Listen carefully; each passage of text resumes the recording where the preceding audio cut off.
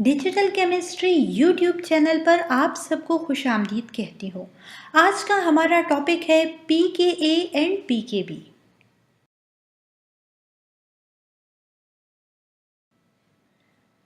Now what is pKa and pKb? Friends, simply pKa और pKb represent करता है logarithmic forms of केए and केबी को। के ए हमारे पास यहाँ रिप्रेजेंट कर रहा है एसिड डिसोसिएशन कांस्टेंट को, जबकि के बी रिप्रेजेंट करता है बेस डिसोसिएशन कांस्टेंट को। जैसे कि हमने अपनी प्रीवियस वीडियो में डिस्कस किया कि के ए एंड के बी की वैल्यूज़ बहुत स्मॉल होती हैं और मोस्टली ये जो होती है हमारे पास ये होती है फ्रैक्शन में। यही वजह है फ्रेंड्स कि हम यहाँ पर पी के ए और पी के बी इसलिए लेते हैं कि हम इन वैल्यूज़ को के ए और के बी की वैल्यूज़ को चेंज कर लेते हैं पॉजिटिव नंबर में जब हम इसका नेगेटिव लॉग लेते हैं के ए और के बी का। फ्रेंड्स, जैसा कि आप स्क्रीन पर देख सकते हैं कि हमारे पास के ए वैल्यू जो है एसिटिक एसिड की वो है 1.8 इंटू 10⁻⁻⁵। यहाँ पर एसिटिक एसिड जो कि एक वीक एसिड है, यही वजह है कि इसकी जो के ए वैल्यू है वो भी बहुत स्मॉल है, क्योंकि हमने ऑलरेडी ये प्रीवियस वीडियो में डिस्कस किया कि जितना हमारे पास के ए वैल्यू स्मॉल होगी एसिड उतना ही वीक एसिड होगा। जबकि दूसरी तरफ अगर के बी की वैल्यू की बात की जाए, जैसे कि आप स्क्रीन पर देख सकते हैं कि अमोनियम हाइड्रोक्साइड जिसकी के बी वैल्यू हमारे पास है 1.81 इंटू 10⁻⁻⁵। अब यहाँ पर अमोनियम हाइड्रोक्साइड एक बहुत वीक बेस है। क्यों वीक बेस है? क्योंकि अगर इसकी के बी वैल्यू की बात की जाए तो हमारे पास के बी वैल्यू इसकी बहुत स्मॉल है, जो कि रिप्रेजेंट कर रहा है कि हमारे पास अमोनियम हाइड्रोक्साइड एक वीक बेस है।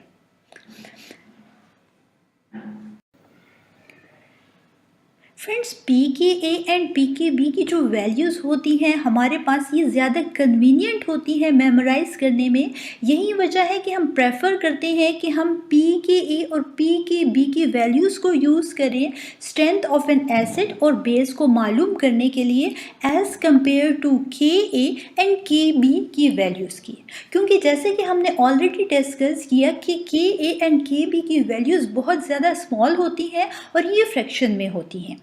चलिए जानते हैं कि pKa क्या है।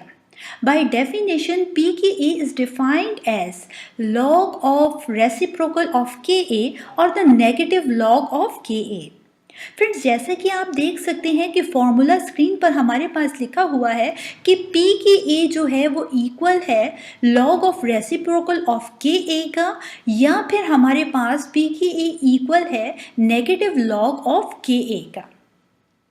अगर बात की जाए कि स्ट्रेंथ ऑफ एन एसिड के साथ हमारे पास पीकेए का क्या रिलेशन है, तो फ्रेंड्स याद रखें कि जितनी ज़्यादा पीकेए की वैल्यू हमारे पास लार्ज होगी उतना ही जो एसिड होगा वो वीक एसिड होगा। मीन्स हमारे पास जो स्ट्रेंथ ऑफ एन एसिड है और पीकेए वैल्यू के दरमियान इनवर्स रिलेशनशिप है। अगेन रिपीट करती हूँ कि पी के ए वैल्यू जितनी ज़्यादा होगी हमारे पास एसिड उतना ही वीक एसिड होगा। जबकि हमारे पास अगर के ए वैल्यू की बात की जाए तो के ए वैल्यू जो होगी हमारे पास जितनी कम होगी तो एसिड उतना ही वीक एसिड होगा। यहाँ से हमें ये मालूम होता है कि के ए वैल्यू के साथ स्ट्रेंथ ऑफ एन एसिड का डायरेक्ट रिलेशनशिप है। मीन्स अगर के ए वैल्यू इंक्रीज होगी तो एसिड जो होगा वो स्ट्रॉन्ग होता जाएगा, और जैसे जैसे के ए वैल्यू डिक्रीज होगी एसिड उतना ही वीक होता जाएगा। जबकि दूसरी तरफ पी के ए और स्ट्रेंथ ऑफ एन एसिड के दरमियान इनवर्स रिलेशनशिप है। जैसा कि आप देख सकते हैं स्क्रीन पर कि जितनी लार्जर के ए की वैल्यू होगी, फ्रेंड्स याद रखें कि हमारे पास उतना ही लोअर के ए की वैल्यू होगी और एसिड उतना ही वीक एसिड होगा। चलिए जानते हैं कि by definition P K B क्या है। P K B is defined as log of reciprocal of K B और the negative log of K B.